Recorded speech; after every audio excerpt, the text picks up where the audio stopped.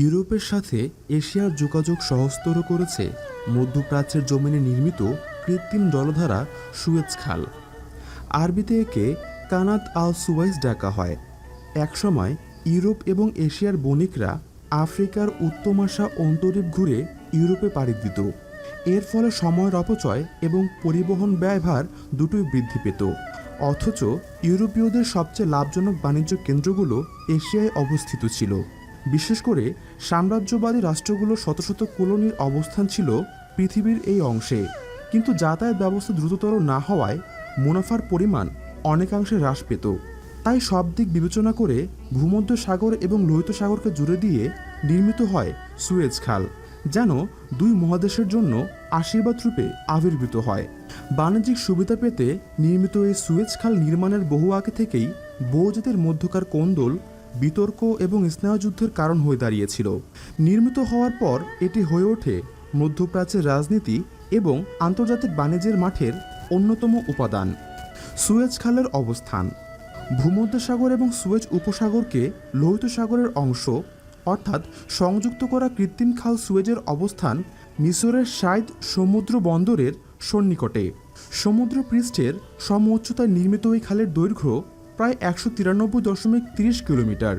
Europe এশিয়ার মধ্যকার সংক্ষিপ্ততম জলপথ হিসেবে পরিচিত এই খাল আফ্রিকা মহাদেশ থেকে এশিয়াকে আলাদা করেছে।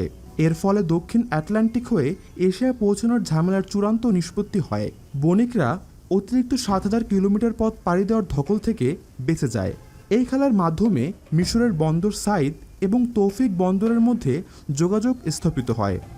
অন্যদিকে আলাদা হয়েছে মিশর এবং সিনাই উপদ্বীপ।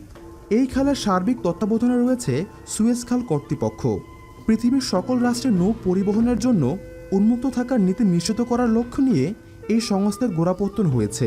এমনকি যুদ্ধের সময়ও যে কোনো রাষ্ট্রের জন্য উন্মুক্ত রাখতে হয় এই খাল। যদিও নানা কারণে বিভিন্ন সময়ে এই নীতি বাস্তবায়নে ব্যর্থ হয়েছে কর্তৃপক্ষ। মিশরীয়দের খনন ইতিহাস মনুষ্য নির্মিত খালগুলোর মধ্যে সুয়েজ এক বিস্ময়ের নাম। তবে এর ফলে ভেবে বসবেন না যে মিশরের বুকে সুয়েজ খাল নতুন কিছু, বরং ইতিহাসের পাতা ঘেঁটে জানা যায় প্রাচীন ফারাওদের আমল থেকে মিশর সাম্রাজ্যের বুকে কৃত্রিম খাল এবং নালা নির্মিত হয়ে এসেছে। খ্রিস্টপূর্ব 1850 অব্দের দিকে তৎকালীন ফারাও তৃতীয় সেনোস্ট্রেট লোহিত সাগরের সাথে নীল নদের যোগসূত্র স্থাপন করেছিলেন একটি কৃত্রিম খাল নির্মাণের মাধ্যমে। ফারাও দ্বিতীয় নেকো এবং পারস্যের বীর দারিওসও স্বাধীনভাবে খাল খননের উদ্যোগ নিয়েছিলেন, কিন্তু উপযুক্ত প্রযুক্তির অভাবে প্রকল্পের কাজ শেষ করা যায়নি। ফারাওদের নির্মিত খালটির খনন কাজ খ্রিস্টপূর্ব 3য় শতকের দিকে সম্পন্ন হয়েছিল। টলেমীয় শাসনামলে এটি মিশরের অন্যতম আকর্ষণে পরিণত হয়েছিল। ক্লিওপেট্রা স্বয়ং এই খালে বিহার করেছিলেন বলে জানা যায়। তবে ফারাওদের খাল নির্মিত হয়েছিল আমাদের উদ্দেশ্যে। ইউরোপ এশিয়াকে যুক্ত করার কোনো উদ্দেশ্য সেখানে ছিল না। সে সময় ভূমধ্য সাগরের সাথে লোহিত সাগরের সরাসরি সংযুক্ত করার যে কোনো প্রকল্প অসম্ভব হিসেবে ঠাহর করা হতো। এর পেছনে প্রধান কারণ ছিল উচ্চতার ভিন্নতা। বিভিন্ন জরিপে দেখা গিয়েছিল দুই সাগরের উচ্চতা ভিন্ন হওয়ায় খাল নির্মাণ করলে মিশর বন্যার পানিতে তলিয়ে যেতে পারে। এর ফলে অশ্বযান, ট্রেন সহ বিভিন্ন স্থানীয় যানবাহনের সাহায্যে বণিকরা মালামাল আদান প্রদান করত। বিশেষ করে ব্রিটিশ বণিকরা তৎকালীন ভারতবর্ষের সাথে বাণিজ্যিক সম্পর্ক বজায় রাখার উদ্দেশ্যে এই রুট ব্যবহার করত। যুগে যুগে বিভিন্ন শাসক এবং প্রকৌশলীগণ এই রুটে খাল নির্মাণের প্রচেষ্টা চালিয়েছেন। তবে প্রথম আধুনিক প্রচেষ্টা করেন ইতিহাস প্রসিদ্ধ ব্যক্তিত্ব নেপোলিয়ন বোনাপার্ট। নেপোলিয়নের মিশর অভিযানের সময় এই পরিকল্পনা প্রস্তাবিত হয়। এর পেছনে সূক্ষ্ম রাজনৈতিক উদ্দেশ্য ছিল। এই অঞ্চলে ফরাসি নিয়ন্ত্রিত খাল নির্মাণ করেছিল ব্রিটিশ বণিকদের খাল ব্যবহারের জন্য ফ্রান্স সরকারের কাছে কর দিতে হবে, নচেত ফের আফ্রিকা ঘুরে বাণিজ্য করার ঝামেলায় যেতে হবে। ব্রিটিশদের এভাবে কাবু করার জন্য খাল নির্মাণ করা জরুরি ছিল। 1799 সালে নেপোলিয়নের নির্দেশে জরিপ শুরু হয়। প্রকৌশলীদের হিসেবে ফের লোহিত সাগর এবং ভূমধ্য সাগরের মধ্যে উচ্চতার তফাৎ ধরা পড়ল। তাই নেপোলিয়ন খাল নির্মাণের সিদ্ধান্ত বাতিল করে দেন। ফের 1830 সালের দিকে ফরাসি প্রকৌশলী নীলান্ত দি বেলোফোনদের আগ্রহে নতুনভাবে খাল খননের পরিকল্পনা হাতে নেওয়া হয়। তিনি হিসাব করে প্রচলিত ধারণা ভুল প্রমাণ করতে সক্ষম হন। তার তার জরিপে দেখা গেল দুই সাগরের মধ্যে থাকা উচ্চতার পার্থক্য খুব একটা বেশি নেই, যার ফলে খাল খননের ক্ষেত্রে কারিগরি বাধা নেই। তবে খাল খননের সুযোগ তৈরি হতে আরও 2 দশক লেগে যায়। তখন মিশর এবং সুদান অঞ্চলে অটোম্যানদের শাসক ছিলেন সাইদ পাশা। তিনি খাল খননকে মিশর এবং অটোমান সাম্রাজ্য উভয়ের জন্য লাভজনক একটি প্রকল্প হিসেবে বিবেচনা করেন। তিনি ফরাসি কূটনীতিক ফার্দিনান্দ দি লেসপেসকে একটি কোম্পানি প্রতিষ্ঠা করে খাল খননের কাজ শুরু করার অনুমতি দেন। ফার্দিনান্দ খেদিভের অনুমতি নিয়ে সুয়েজ খাল কোম্পানি প্রতিষ্ঠা করেন এবং সম্রাটের বিশেষ ক্ষমতা বলে 99 বছরের জন্য এই অঞ্চলের পানির উপর ইজারা লাভ করে তারা। ফার্দিনান্দ মোট 13 জন বিশেষজ্ঞ নিয়ে গঠন করেন কমিশন ইন্টারন্যাশনাল পুর লে প্লেসমেন্ট ডে লেস্টমে ডে সুয়েজ। এই বিশেষজ্ঞ দল খাল খননের প্রক্রিয়া এবং নকশা করার দায়িত্বে ছিলেন। 1856 সালে এই দল নকশা এবং পরিকল্পনা সহ বিস্তারিত প্রতিবেদন জমা দেয় এবং এর 2 বছর পর আনুষ্ঠানিকভাবে সুয়েজ খাল কোম্পানি প্রতিষ্ঠিত হয়। সুয়েজ খাল খনন 1859 সালে সাইদ বন্দর থেকে শুরু হয় খাল খননের কাজ। দীর্ঘ 10 বছর ধরে চলেছিল এই খাল খননের কাজ। নথিপত্র ঘেটে জানা যায় এই কাজের জন্য প্রায় 15 লক্ষ শ্রমিক নিয়োগ দেওয়া হয়েছিল।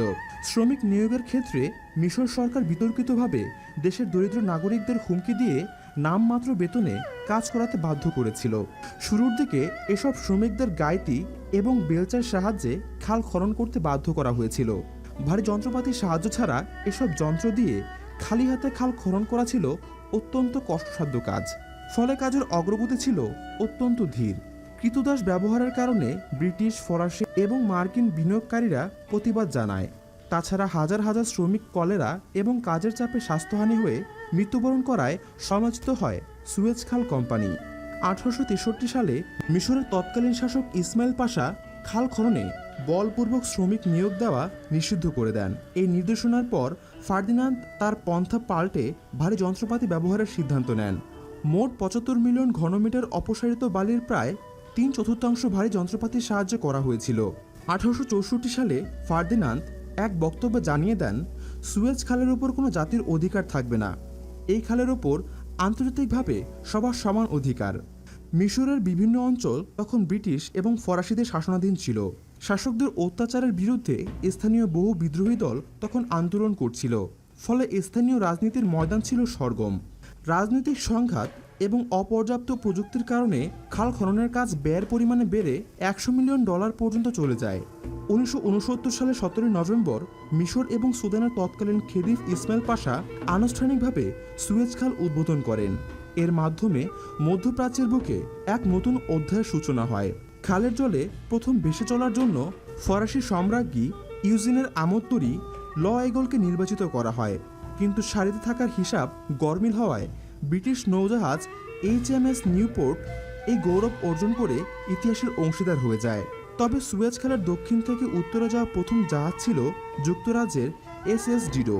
তবে হতাশাজনকভাবে খাল উদ্বোধনের প্রথম 2 বছরে খুব কম জাহাজ এই পথ ব্যবহার করে। যদিও ইউরোপীয় সাম্রাজ্যবাদীদের আফ্রিকান কলোনিতে কর্তৃত্ব খাটানো এবং বাণিজ্যিক সম্পর্ক উন্নত করায় এই খাল গুরুত্বপূর্ণ হয়ে উঠেছিল, কিন্তু আর্থিক দিক থেকে ক্ষতিগ্রস্ত হতে থাকে সুয়েজ খাল কর্তৃপক্ষ। এর ফলে 1875 সালে যুক্তরাজ্যের কাছে তাদের মালিকানা বিক্রি করে দিতে হয়। সুয়েজ খালের সংকটের শুরু এবং দৃশ্যপটে জামাল আবদেল নাসের। খাল উদ্বোধনের পরপরই তা ব্রিটিশ আন্তর্জাতিক বাণিজ্যের জন্য সবচেয়ে গুরুত্বপূর্ণ রুটে পরিণত হয়। 1875 সালে যুক্তরাজ্য খালের মালিকানা কিনে নেওয়ার পর তারা মিশরের বহু অঞ্চলের উপর নিয়ন্ত্রণ নিয়ে নিতে শুরু করে। মিশরের নাগরিকদের মাঝে এর ফলে উৎকণ্ঠার সৃষ্টি হয়। 1882 সালে এই উৎকণ্ঠা থেকে অ্যাংলো মিশরীয় যুদ্ধ শুরু হয়। এর মাধ্যমে মিশর দখল করে ব্রিটিশ সাম্রাজ্যের অন্তর্ভুক্ত করা হয়।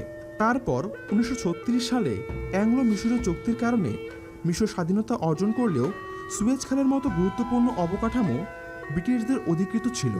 এমনকি ব্রিটিশ সেনাবাহিনী তখন মিশরের বুকে অবস্থান করত। দুই দেশের সরকারের মধ্যে বহুল আলোচনার পর 1956 সালে ব্রিটিশ সৈন্যরা মিশর ত্যাগ করে।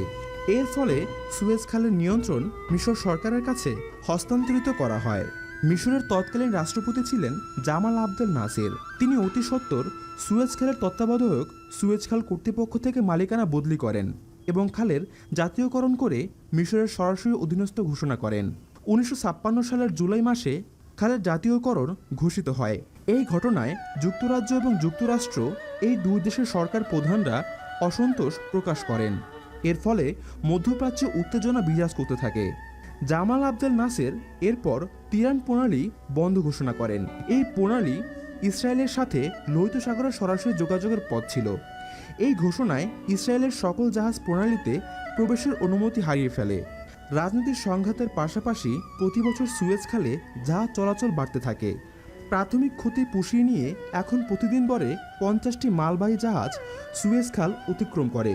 প্রতি বছর এই রুটে প্রায় 300 মিলিয়ন টন মালামাল লেনদেন হয়।